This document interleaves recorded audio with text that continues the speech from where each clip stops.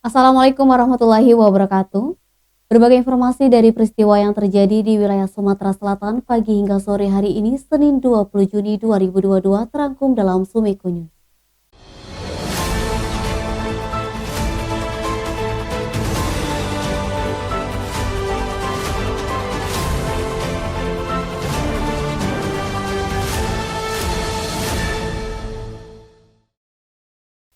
Sidang pemeriksaan perkara kasus dugaan penerimaan suap pada program PTSL tahun 2019 yang menjerat dua oknum pejabat BPN Kota Palembang, yakni Ahmad Zairel dan Yoke Norita, kembali bergulir di ruang sidang Tipikor PN Palembang, Senin 20 Juni.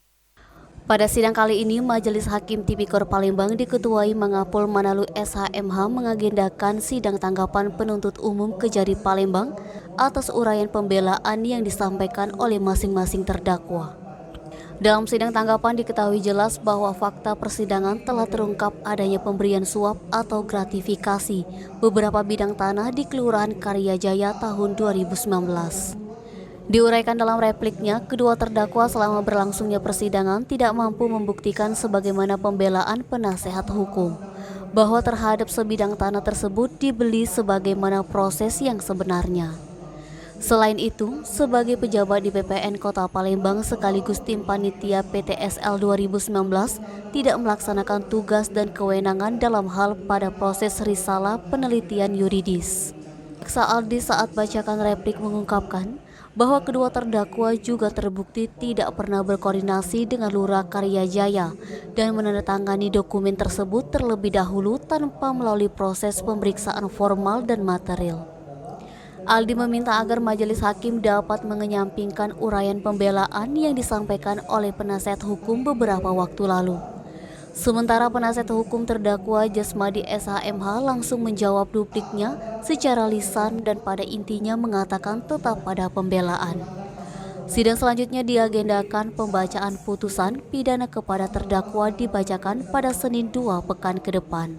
Diketahui pada sidang sebelumnya, terdakwa Ahmad Zairel dituntut 5 tahun penjara sedangkan Yoke Norita dituntut 4 tahun penjara.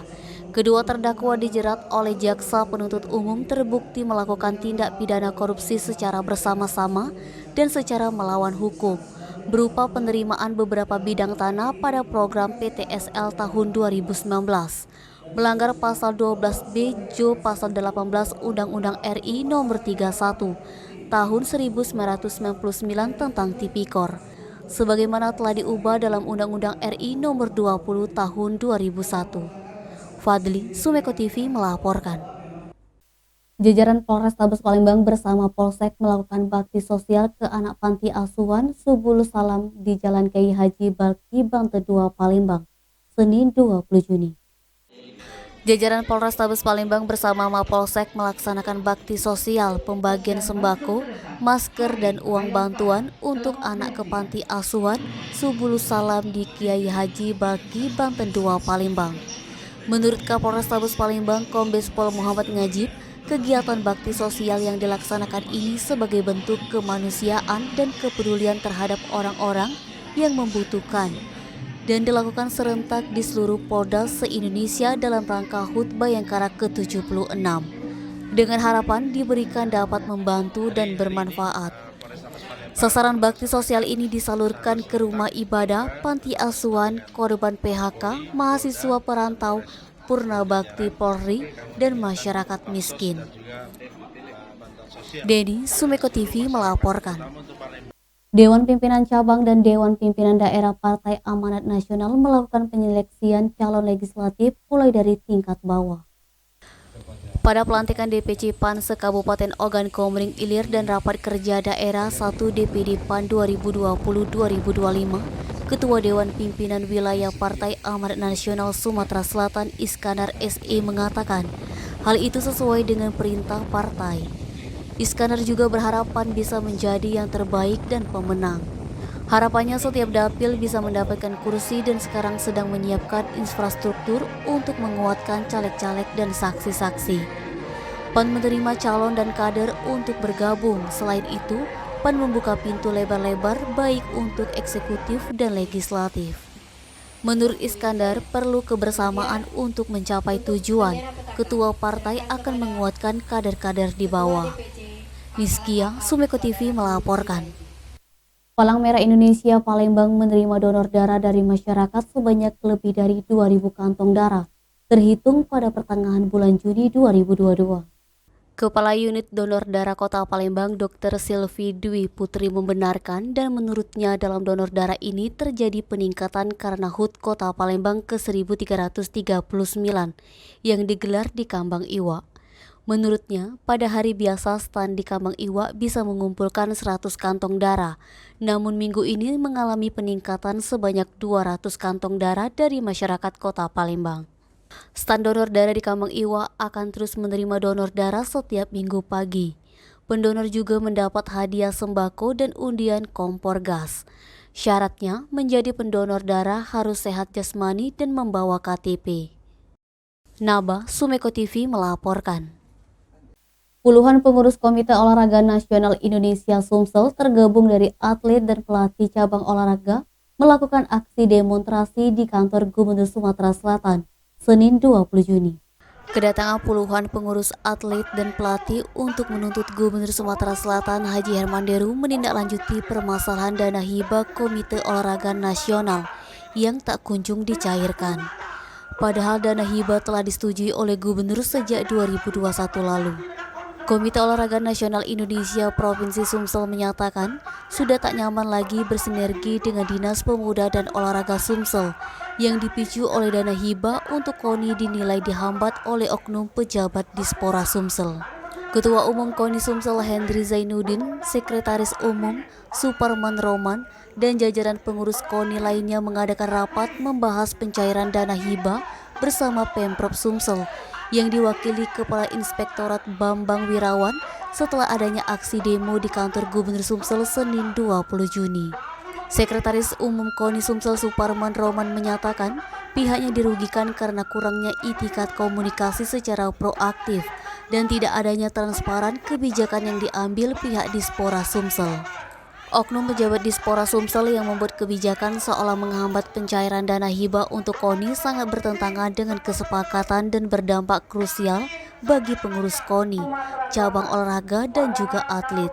Suparman menjelaskan dana hibah untuk KONI Sumsel telah disetujui oleh Gubernur Sumsel Haji Herman Deru dan DPRD Sumsel sebesar 11,5 miliar.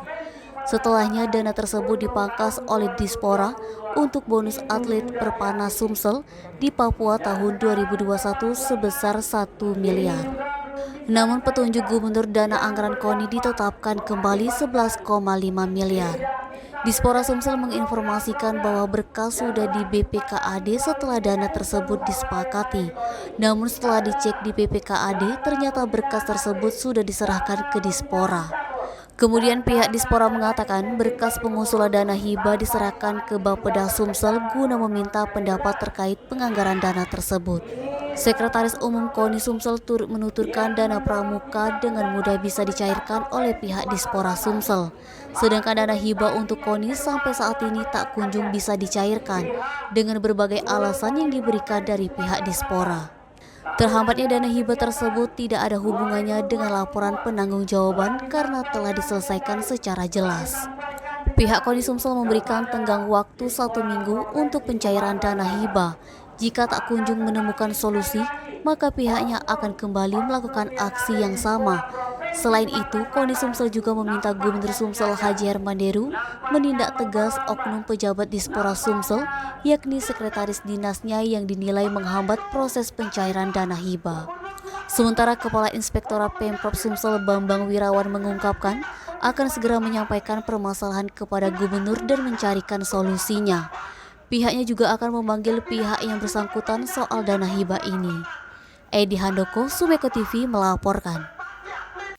Pemerintah Kabupaten Ogan Ilir mengajukan dana perbaikan jalan kepada Pemprov Sumatera Selatan melalui bantuan Gubernur Sumsel yang disetujui sebanyak 55 miliar dari total dana 120 miliar. Kepala Dinas Pekerjaan Umum dan Penataan Ruang Kabupaten Ogan Ilir, Ruslan mengatakan pemerintah Kabupaten Ogan Ilir belum bisa menutupi seluruh biaya perbaikan jalan. Dari dana 55 miliar, sebanyak 26 miliar dikhususkan untuk memperbaiki jalan akses ke Desa Wisata Borai. Sedangkan 29 miliar diperuntukkan bagi beberapa jalan rusak di Ogan Ilir yang dianggap prioritas. Ruslan berharap tahun depan seluruh jalan yang rusak di Ogan Ilir bisa diperbaiki. Pasalnya diprediksi tahun depan tidak ada refocusing anggaran lantaran pandemi COVID-19 sudah berakhir. Eti, Sumeko TV melaporkan. Demikian Sumeko News hari ini. Jangan lupa 3M, memakai masker, menjaga jarak, dan mencuci tangan pakai sabun. Wassalamualaikum warahmatullahi wabarakatuh.